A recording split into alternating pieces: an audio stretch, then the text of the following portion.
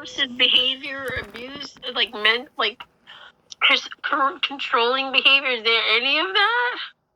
Well, obviously, that's what I mean. If you want to talk to me about any controlling coercive behaviour that you've been a survivor of, then we can look to do that.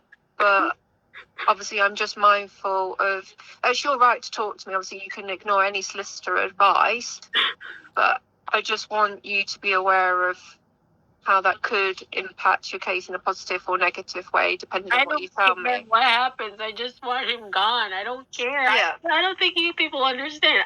This was a blessing in disguise. Like, I don't care what happens. People like you're asking me, why are you still bothering me?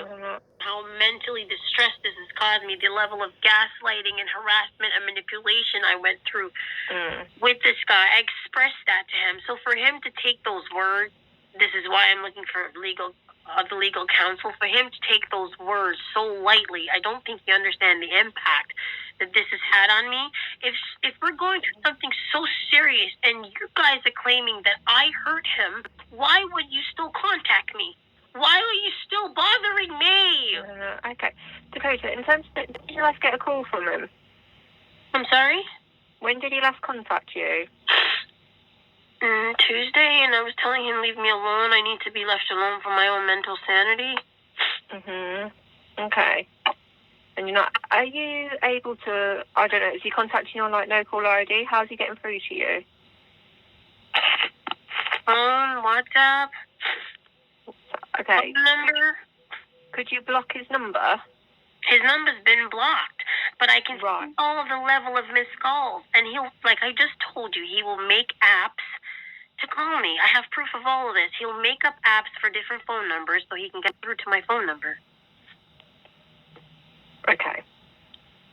And does this sound like a normal person to you? Because I don't think so. If someone doesn't want to talk to you, leave it alone. That's just what you do.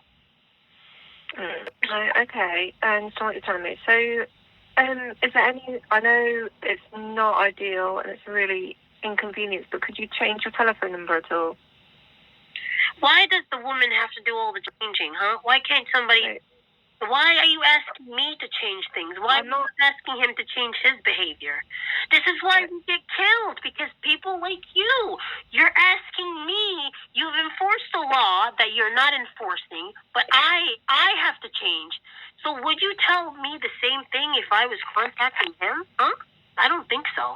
Why? Because he's white and he's seen as a victim? No, that's not the case, according to Dakota. That's the standard practice I give to everybody.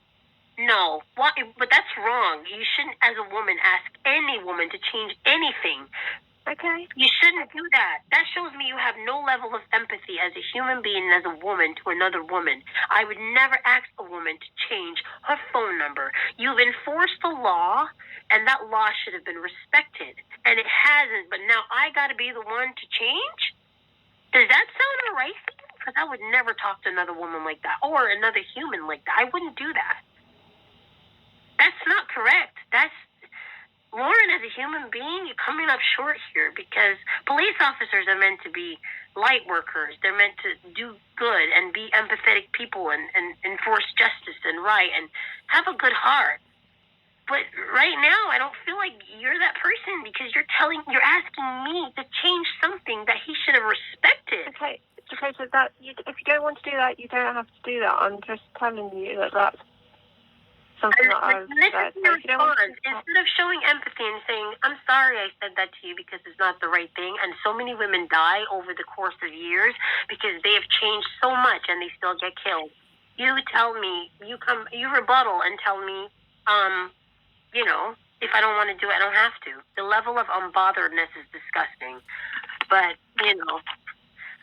well, okay. Well, we're not really getting anywhere with this conversation. Of course you're going to say that, because I'm looking at your character as a human being and as a person and as a police officer. Like I said, police officers are supposed to be nice people. And I don't feel like you're coming across as a nice person. Why should I have to... Answer my question. Why should I have to change my phone number if the law has been enforced? Answer that question for me. If someone was harassing you as a woman, would you take lightly to someone telling you to change something when a law was enforced and should have been respected? Because I can't prevent him using any mobile telephone number to contact you to cope. You're not Even listening. if he... Have Let me finish, please. You have enforced a law, have you not? If you let me finish, I'd explain.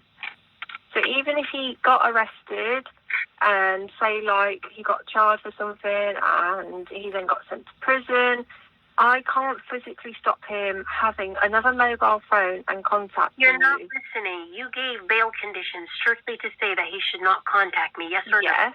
Yes. That is a law that has been enforced. That law has been broken and disrespected.